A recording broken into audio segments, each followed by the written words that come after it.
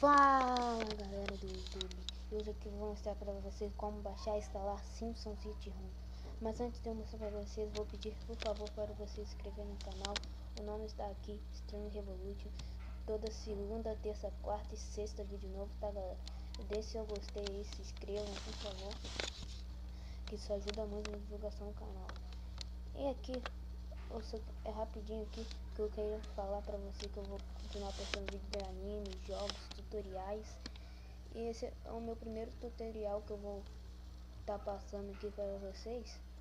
Eu vou pedir para vocês deixarem um like aí para ajudar a divulgação do canal, tá? E vamos para o tutorial. Vocês vão no link que eu vou deixar aí na descrição.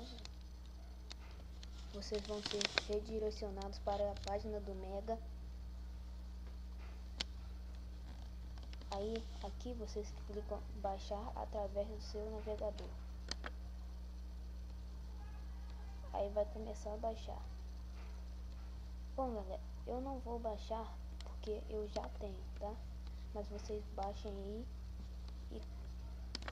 e quando tiver acabado de baixar, vocês vêm aqui. Bom galera, eu apaguei o jogo, por isso eu vou fazer só uma demonstração aqui para vocês verem como é que funciona. Não, aqui não.